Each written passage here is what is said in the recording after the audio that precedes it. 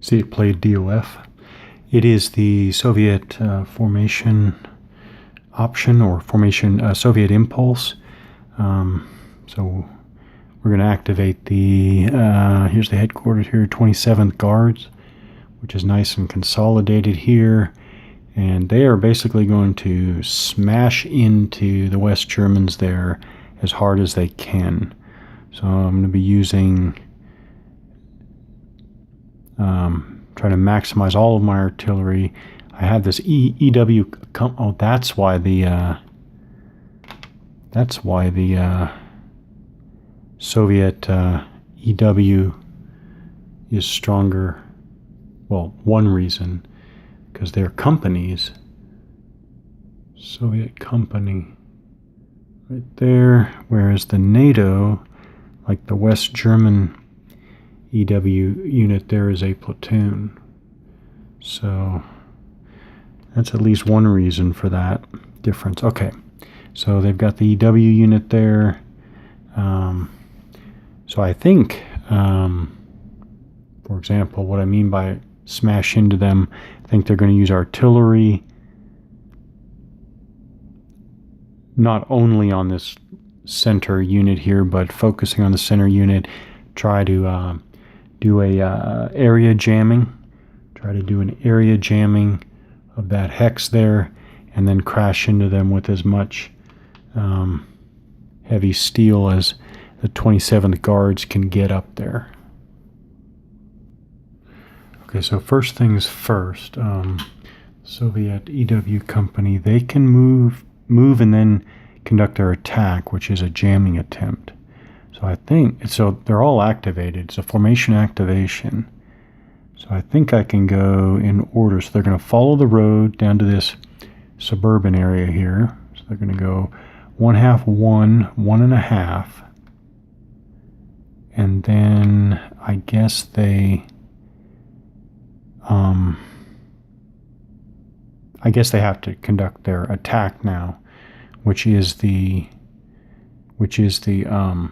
jamming attempt, and they are going to try to do an area jamming there, But first, I guess I want to make sure. Well, actually, that division's all activated already. So actually, just a quick scan of the area of the map. I don't see what the NATO side can do about this, so I'm not going to look any deeper into that. So first we'll resolve that area jam attempt.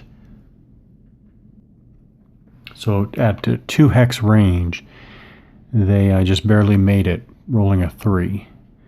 So they successfully area jammed that hex. Now at this point, I think that the EW unit is done, so it's flipped over to its backside. So artillery units may bombard before or after they move. Again, artillery units have a flat movement allowance of 5. So this rag here, this rag is going to move up and bombard with a range of 4. It'll bombard the West German units that have already been jammed.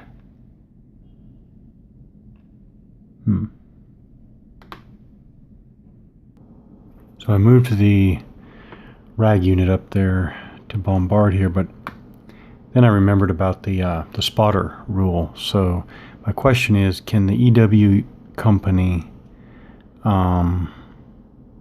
spot? I think it can, and the fact that it's already, well, it is activated, it's just on its back side, but I don't think that makes any difference in this case.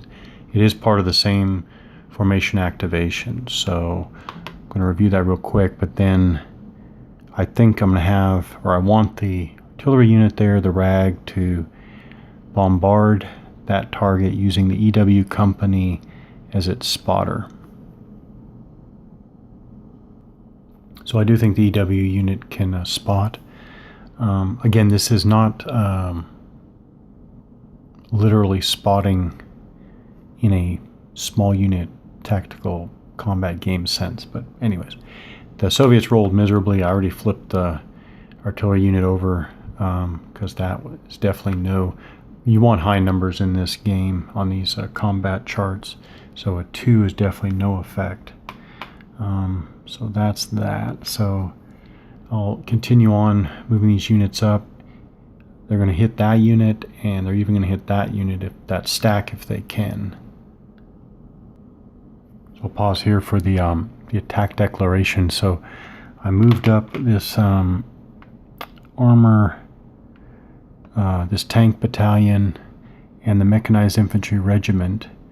They only expended 2 movement points to get here, adjacent to the oops, it's not formation jammed, the area jammed West Germans there.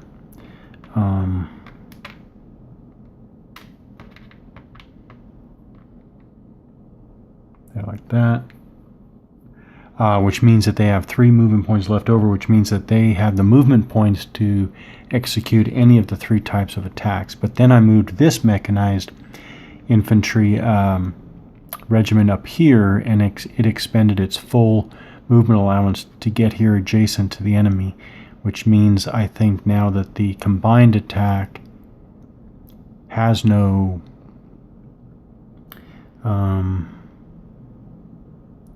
I guess you could do it, of course, in waves, but I'm not going to do that here. I'm going to try to concentrate as much combat power as possible, but now all of my attackers as a whole, that unit has no movement points left over, which I think means that this has to be a hasty attack, because a hasty attack costs no movement points. It also incurs a 1 die roll modifier penalty, and let's see, it can use 1 unit in artillery support. So okay, so it will use 2, 3, 4, 5, 6, 7. All right. That one was not flipped over. I forgot to flip it earlier. So actually they have to move. I'm really not sure about what I'm doing. So I'll just point this out in passing here. So I moved up the headquarters because I didn't want it to fall too far behind. I don't know if I'm supposed to. Oh, okay. Actually, I guess I'm supposed to do that later after my attack. All right, I'll put it back. But I wanted to bring up this division artillery group here to join in the attack, but actually on the left there, the +1/+0, the +0 is the hasty attack support modifier, which is 0. So why? I mean, I guess I'm not sure. I guess they're saying division artillery group is not responsive enough to, I guess, support a hasty attack. In any case, in game terms,